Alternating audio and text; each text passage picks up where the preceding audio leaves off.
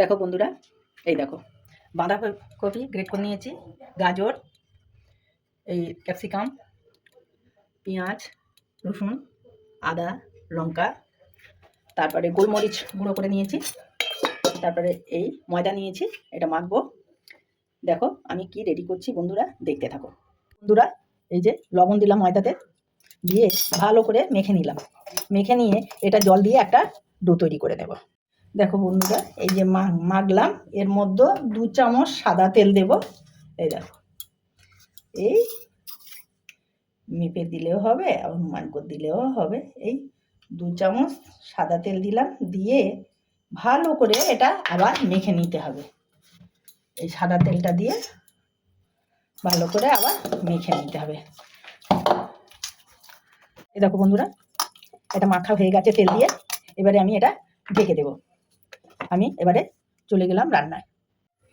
দেখো বন্ধুরা, কড়া গরম হয়ে গেছে, আমি এই তেল দিচ্ছি। দেখো, অল্প তেল দেবো, এটা অল্পই তেল লাগবে।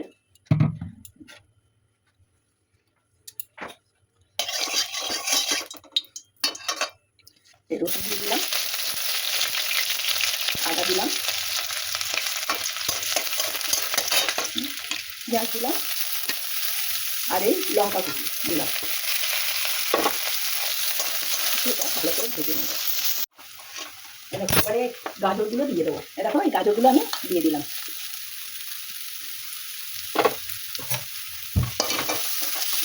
এগুলো একটু সময় লাগবে, তাই একটু আগে একটু দিয়ে দিলাম। দেখো বন্ধুরা, এই যে গাজরটা আগে একটু ভাজাভাজি করে নিলাম, তারপরে আমি এই বাঁধাকপিটা দিয়ে দেবো।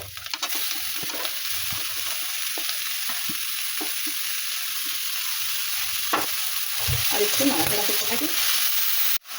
ক্যাপসিকামটা দিয়ে দিলাম, ক্যাপসিকাম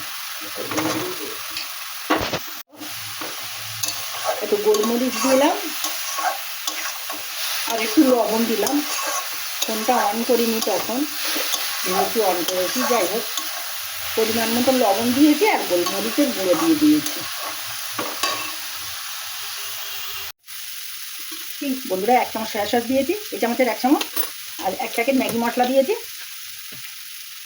এবারে একটু ভিনিগার দেবো, ওই 1 চামচ। একটু টমেটো সস দিয়ে দিলাম, এই চামচ 2 মতো।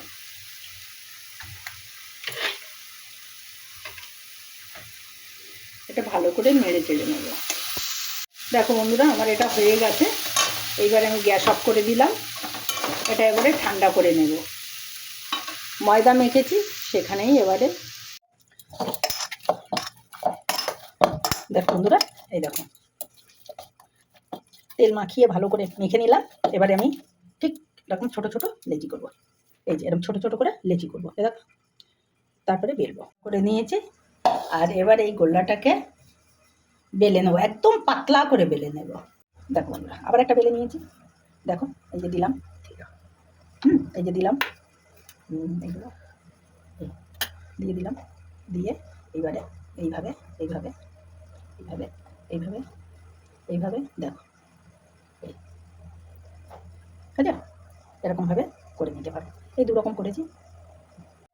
দেখো বন্ধুরা, এই সব রেডি করেছি।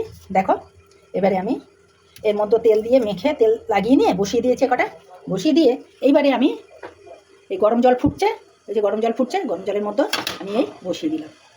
দিয়ে আর এই থালা ঢেকে দিলাম। এই 15 মিনিট ধরে হতে লাগুক। দেখো বন্ধুরা, হয়ে গেছে, মোমোগুলো হয়ে গেছে। এবারে নামিয়ে নেব। দেখো, দারুণ ফাইন হয়েছে। এবারে নামিয়ে নেব। দেখো বন্ধুরা, এই যে মোমো কমপ্লিট। আর দেখো কেমন হয়েছে। এই যে টমেটো সস দিয়ে খাবো।